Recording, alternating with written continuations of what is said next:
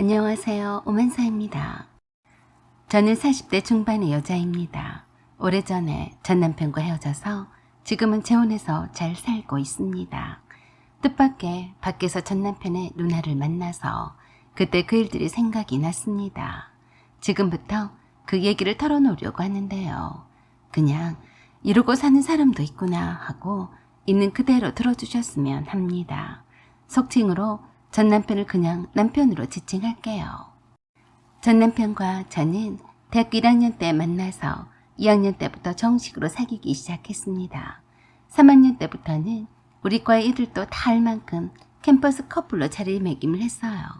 양가 부모님 몰래 방학 때 남편과 함께 해외 배낭여행도 다녔고 국내 곳곳에 여행을 다니곤 했습니다. 그 여행 경비를 모으기 위해서 둘 다 열심히 알바도 했어요. 물론 학과 공부도 늘 장학금을 놓치지 않을 만큼 열심히 했습니다. 당시의 남친이었던 남편과 제가 서로 성적표를 공유하기로 했으니까요. 서로 누가 더 성적을 잘 받았는지 내기를 하곤 해서 여간 열심히 공부를 한 게 아니었어요. 남편과 저는 서로에게 긍정적인 에너지를 주는 사람이라서 주변 친구들도 많이 부러워했습니다. 저와 사귀고 노는 바람에 군대 입대도 다른 사람들보다 늦었어요. 제가 먼저 대학 졸업 후 무난히 취업을 했어요. 뒤늦게 대학을 졸업한 남편의 취업을 위해서 제가 물심양면으로 내조 비슷하게 했었죠. 그런 사이에 몇 번의 임신을 한 적이 있었어요. 어차피 남편과는 의심할 여지도 없이 결혼할 사이라서 임신이 되어도 걱정은 하지 않았어요. 바로 결혼을 하면 되는 것이니까요. 그런데 처음 겪는 일이었고 제가 미숙했던 것인지는 몰라도 자꾸 유산을 했습니다. 그랬어도 크게 신경을 쓰지는 않았어요. 왜냐하면 의사도 몸조리만 잘하면 젊으니까 또 임신을 할 수 있다고 했었고 저도 나름 결혼 전 임신이라서 조심스러운 면도 없지 않아 있었으니까요. 그래서 그때 철없이 의사 말만 믿고 괜찮겠거니 생각하고 부지한 게 아닌가 하고 나중에 후회를 했습니다. 남편은 누나들이 3명이나 있었고 막내여서 온갖 귀여움을 다 받고 자랐다고 했습니다. 저와 연애를 할 때에도 늘 입고 왔던 새 옷들은 어김없이 누나들이 사준 옷들이었어요. 용돈이며 가방이며 신발이며 모두 다 누나들이 다 챙겨준 것들이었죠. 그래서 그런지 남편은 누나들에 대한 생각이 각별했어요. 생각하는 것이나 저를 배려하는 섬세함도 다 누나들에 둘러싸여 살아서 그 정서를 잘 이해를 했던 것 같았습니다. 저는 남편이 저와 대화가 잘 통하고 그런 세세한 따뜻함이 정말 좋았거든요. 위로 시누이가 셋이나 많았어도 별로 걱정 같은 거는 하지 않았습니다. 친정 부모님이 시누이들이 많으면 제가 피곤할지도 모른다고 걱정하셨는데 그럴 때마다 제가 그랬어요. 엄마, 종팔 씨는 나밖에 모르는 사람이에요.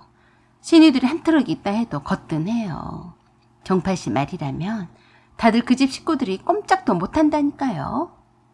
그리고 아버님이 참 개념이 있는 분이셨어요. 아예 상견례 때 저희 부모님께 그러셨습니다.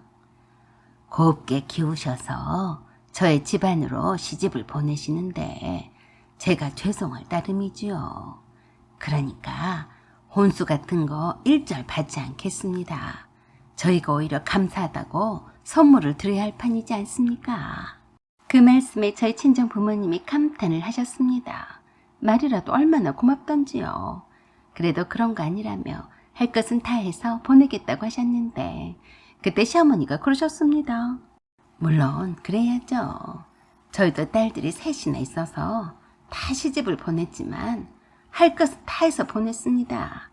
저희 집 양반이 뭘 몰라서 그러시는 거예요. 이게 다 결혼식의 과정인데 따라야지 어쩝니까? 시어머니 그 말에 아버님이 그 자리에서 시어머니께 화를 내셨어요. 어허, 그 참. 여기가 어떤 자리라고 감히 함부로 말을 해. 조용히 가만히 있어. 그러자 시어머니도 가만히 있지 않고 또 그러셨습니다. 당신이나 가만히 있어요. 뭘 알지도 못하면서 꼭 말도 안 되는 소리만 할 거예요. 내가 딸을 셋이나 시집을 보냈는데 내가 모르는 게 뭐가 있다고 그래요? 뜻밖의 상견례장에서 시부모님이 쌈박질하는 구경을 해버렸네요. 아버님은 혼수 같은 거 다 생략하자고 하셨고 시어머니는 택도 없는 소리라고 하셨습니다. 결론은 뻔했어요. 뒷딸이 없으려면 혼수는 기본적으로 구색을 맞출 건 맞춰야 했습니다. 시댁 식구들은 인사비는 다 현금으로 대처를 했어요. 그랬더니 별 말은 없더라고요. 그때 아무도 모르는 일이지만 아버님이 시댁 식구들도 아무도 모르게 저에게 저희 집에서 보냈던 인사돈을 제게 그만큼 주셨어요. 이거 사돈 어른한테 드려라. 나도 딸을 키워서 남의 집에 시집을 보내는 것도 서러운데 시집에 잘 보이려고 이고지고 가는 것이 참 거시기 하더라. 사돈 어른이 딸 주고 돈 쓰고 무슨 죄냐? 한 사건마다 했어도 어른이 주는 돈을 마다하면 못 쓴다며 저에게 주는 돈이 아니라 저희 부모님께 갖다 드리라고 했어요. 어쩔 수 없이 받아서 친정 부모님께 그대로 전해드렸는데 친정 부모님도 놀라셨습니다. 세상에 이런 사돈은 없을 거다. 내 딸의 시집은 찰관계야. 저희 친정 부모님은 저에게 시부모님께 항상 예의 바르게 잘 대하라고 늘 가르치셨어요. 네가 그래도 복둥이라서 그런 시부모를 만난 거다. 항상 감사하고 조금 힘들더라도 시부모님을 존경하고 배려를 하면서 살아라.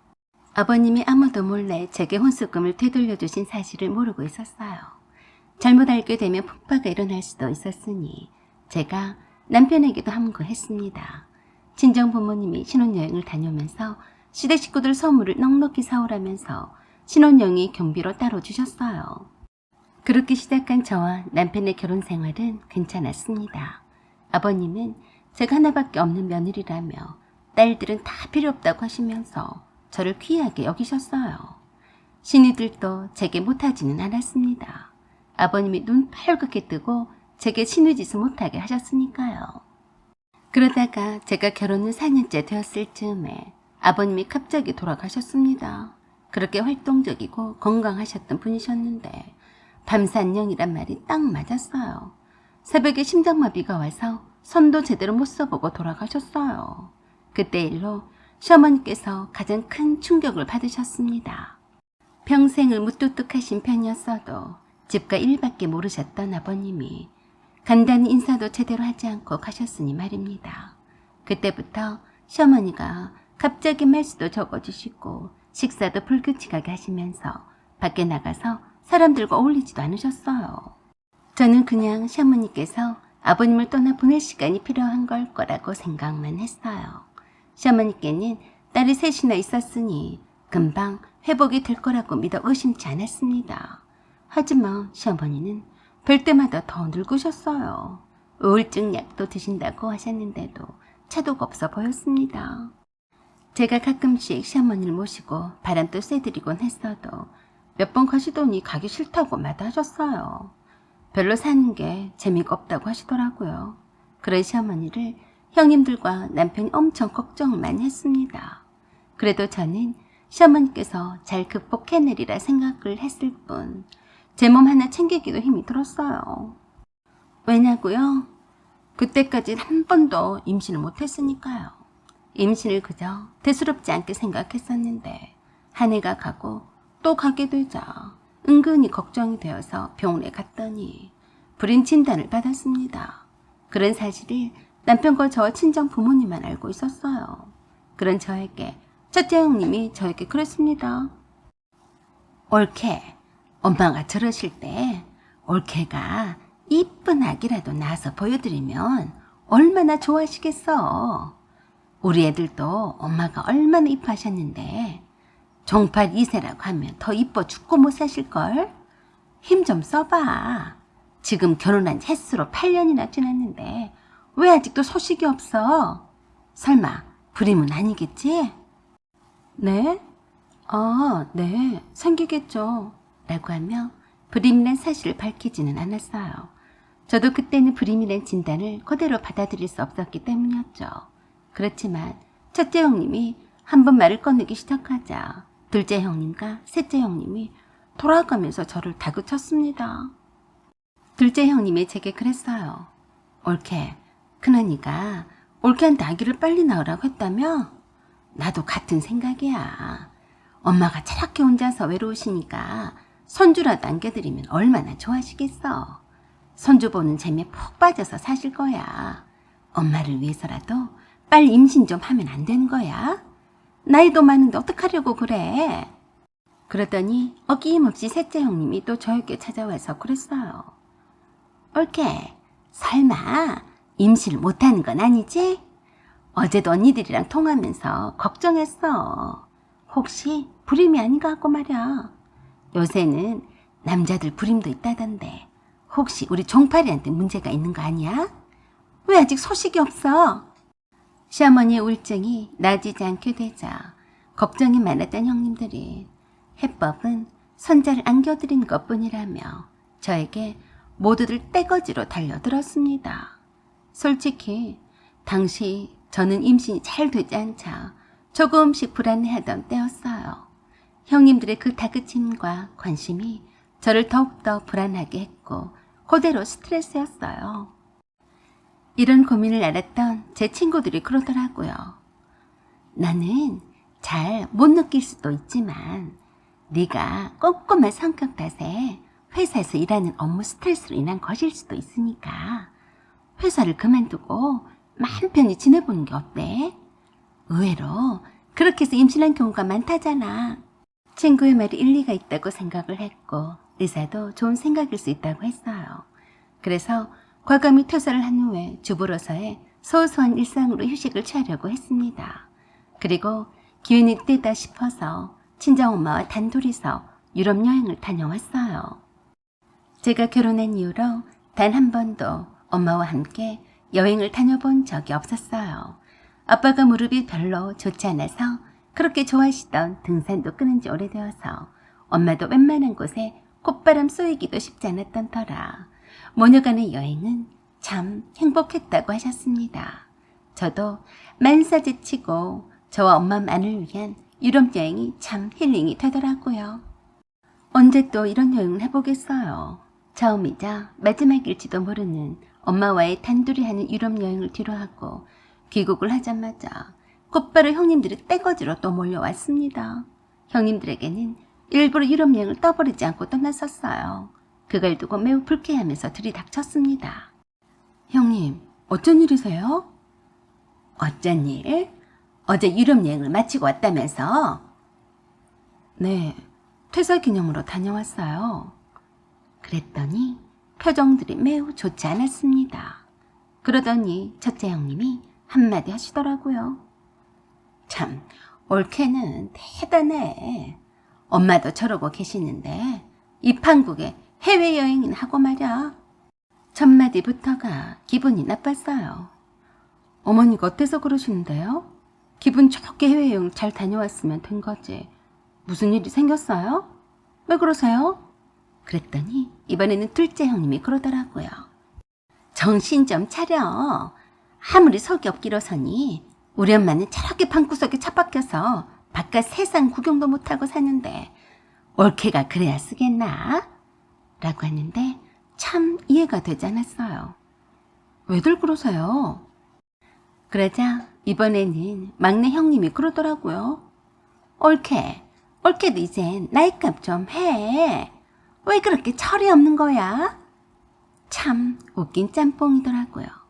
돌아가면서 저를 두고 한마디를 하는 형님들이 웃겼어요. 그래서 제가 웃겨서 피식 웃었는데 그걸 두고 난리가 났습니다. 첫째 형님이 그런 저를 보더니 곧바로 그랬어요. 우리 아버지랑 엄마가 올케한테 한없이 잘해주니까 이제 눈에 뵈는 게 없어. 우린 엄마 때문에 걱정을 하느라 정신이 없는데 올케는 뭐가 좋아서 유럽 여행까지 다녀오고 휘낭낙 거리는 거야. 그래서 황당해서 저도 한마디 했어요. 어머니가 병원에 입원해 계신 것도 아니고 거동도 못 하시는 것도 아닌데 왜 그러세요? 그걸 말이라고 하는 거야? 퇴사를 했으면 올케가 우리들을 대신해서 엄마를 보살펴드릴 생각도 않고 친정엄마랑 놀러나 다니는 게 사람이라고 할 수 있어? 네? 제가 사람이 아니란 말이에요? 무슨 말을 그렇게 해요? 그랬더니 첫째 형님이 저를 나무랐어요. 어쩜 올케는 철이 그렇게 없어? 우리도 종파리한테 들어서 다 알고 있어.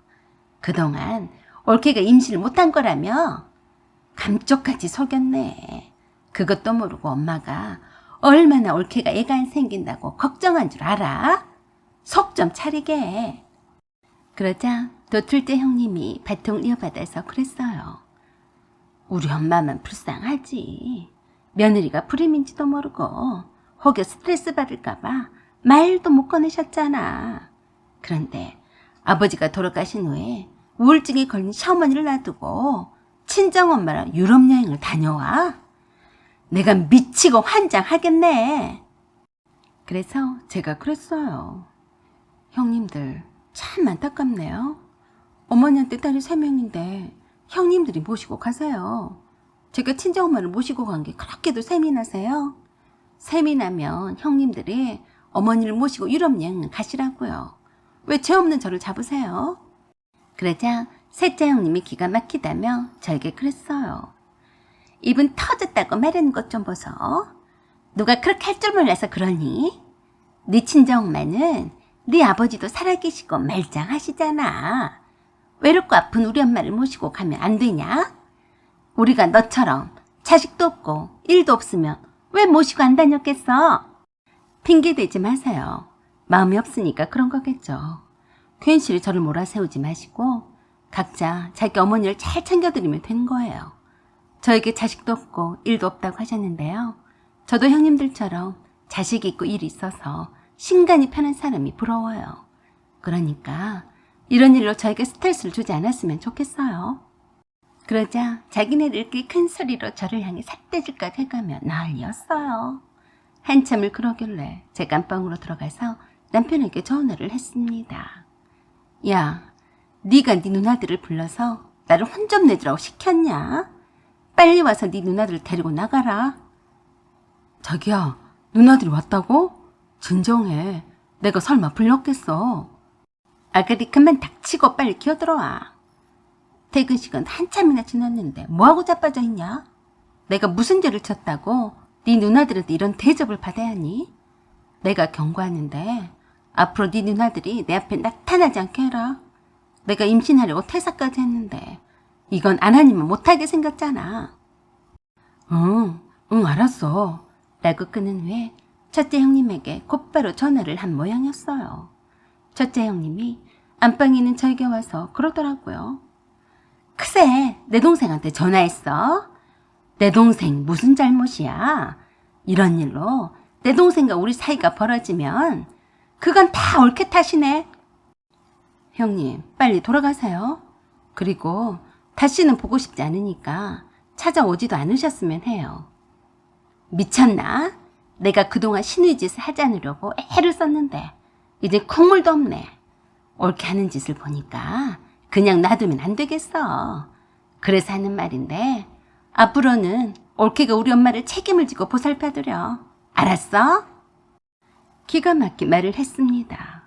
그렇게 제 성질을 건드려 놓고 한다는 소리가 시어머니를 보살펴드리라니 누가 들으면 제가 못된 며느리라서 시어머니를 모른 체하고 산 줄 알겠더라고요. 제가 미쳤어요.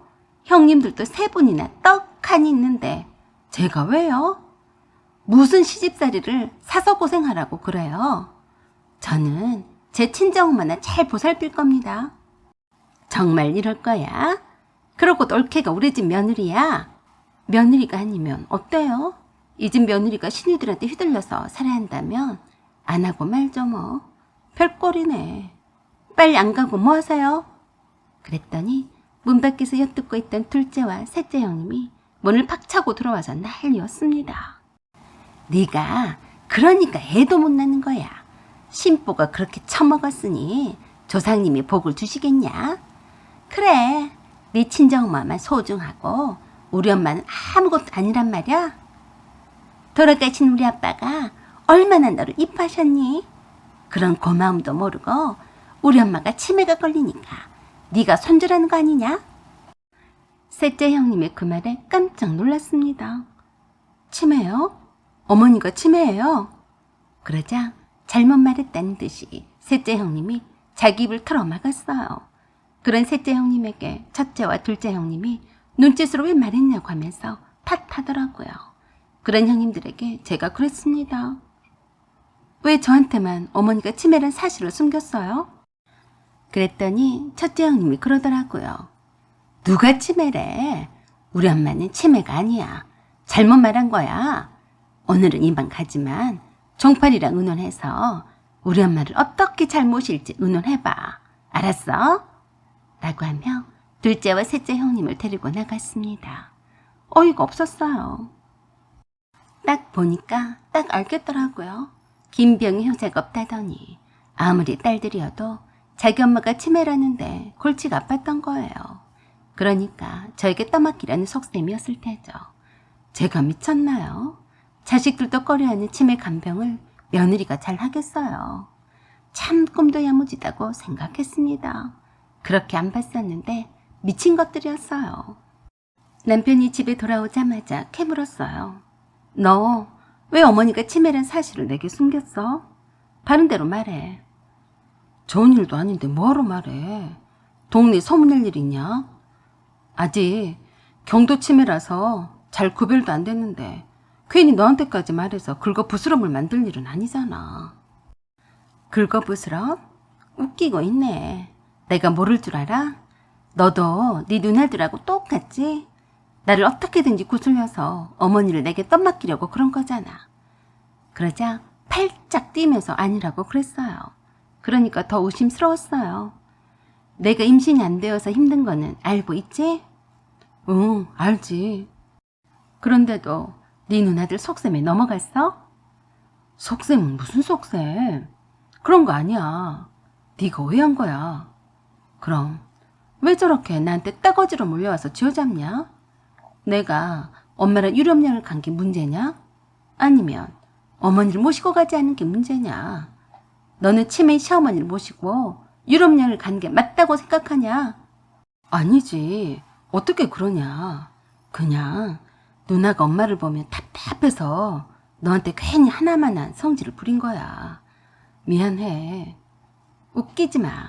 셋째 형님이 네가 어머니가 치매란 사실을 내게 숨기지 않고 말한 줄 알고 내뱉은 걸 보면 나도 모르게 너랑 형님들이랑 뭔가 짝짝꿍을 한 게 맞아. 내가 이렇게 뒤통수를 치는 남편을 믿고 살 수 있겠냐? 그때서야 남편은 그게 아니라고 하면서도 속마음을 말했어요. 누나들 말은 틀린 말은 하나도 없더라. 내가 아들인데 내가 모셔야지. 누가 모시냐? 엄마가 치매가 계속해서 진행이 되면 혼자 두시면 위험하대. 그래서 옆에 누군가는 보살펴드려야 하는데 우리는 애도 없고 자기는 또 일도 없으니까. 그래서 내가 임신을 하기 위해서 심신안정을 위한 차원에서 회사를 그만두겠다고 하니까 좋다고 했구나. 날 어머니 치매 간병을 돌보게 하려고 말이야. 그랬어? 아니야. 우리도 하루라도 빨리 아기를 가져야지. 자기 소원이잖아. 자기가 얼마나 부림으로 힘들어하는지 아는데 어떻게 그래. 그래서 제가 남편에게 확실하게 말했습니다. 불임의 최고의 적은 스트레스야. 너도 알지? 내가 왜 퇴사까지 결행을 했는지. 그럼 알고 말고. 그런데 형님들이 맨날 저렇게 떼거지로 몰려와서 어머니를 모시라고 할 텐데 그 스트레스를 내가 어떻게 감당하니? 내가 누나들하고 말 잘해볼게. 그래서 제가 차분하게 말했어요. 그러지 말고 네가 어머니 곁에서 모시고 살아. 나는 여기서 그냥 살 테니까. 네가 낮에는 요양보호사를 어머니 곁에 두고 저녁에는 네가 간병을 해. 알았지? 뭐? 내가 어떻게 해? 내가 일하면서 엄마를 어떻게 모신다고 그래? 네 엄마니까. 아니면 형님들하고 돌아가면서 모시면 되는 거 아니야? 네 엄마니까. 완전히 황당해 하더라고요. 세상에 믿을 놈 하나도 없다는 말이 맞긴 맞았어요. 남편이 저에게 형님들과 짜고 시어머니를 떠넘기려고 할 줄 어찌 알았겠냐고요. 이러니 착하면 개고생하고 망한다는 말이 맞는 말이었습니다. 어떤 며느리가 친자식도 꺼려하는 치매 간병을 좋아하라 하겠어요. 갑자기 이런 남편의 아기를 낳겠다며 아둥바둥했던 제 자신이 우습게 보였습니다. 생각을 바꾸기로 했어요. 이렇게 믿음직스럽지 못한 남편을 어찌 믿고 이 나이에 자식을 낳고 키우겠냐고요. 저는 더 이상 두말하지 않기로 하고 두바이에서 승무원으로 일하고 있는 사촌 여동생을 만나러 곧바로 떠났어요. 그냥 어디든지 남편 곁을 떠나고 싶더라고요. 원래는 한 달 정도로 머리내 씻길까 하고 있다가 올 생각이었는데 생각보다 길어졌어요. 운이 좋게도 두바이의 럭셔리 호텔에서 한국인 매니저로 일하게 되었습니다. 비즈니스 차원에서 오는 한국인을 상대로 하는 업무를 담당했는데 상당히 만족스러웠어요. 그래서 한국으로 돌아갈 생각은 전혀 하지 않았습니다. 그동안 직원 찬스로 친정 식구들을 두바이로 초청도 해서 관광도 시켜주고 제가 사는 모습도 보여줬어요. 남편도 제가 두바이로 떠난 뒤로 시어머니를 형님들과 돌아가며 몇 달간씩 모시고 산다고 들었습니다. 제가 이혼서를 사인을 해줄 테니 보내라고 했는데도 이혼을 하지 않겠다며 버텼어요. 제가 왜 두바이에서 그렇게 오랜 시간을 버티고 귀국하지 않았겠어요. 그냥 남편에게 실망했고 형님들하고 또 보고 살 것을 생각하니까 한마디로 만사가 싫었기 때문이었어요. 남편이 나를 만나기 위해서 두바이까지 찾아왔지만 제 대답은 한결같았습니다. 남편과 이혼을 한 것이었어요. 제가 너무나 두바이에서 잘 지내고 있는 모습을 본 남편이 충격을 받았는지 제가 원하는 대로 이혼의 합의를 해줬어요. 그런 후 수년이 지난 후에 저는 다시 귀국을 했습니다. 왜냐고요? 출산을 한국에서 하고 싶었거든요. 남편은 한국계 미국인이었어요. 두바이에서 만난 남편과 만나서 미국에 건너가서 결혼을 했습니다. 재혼한 남편이 저를 배려해서 일부러 한국 지사에 근무지를 신청을 했어요.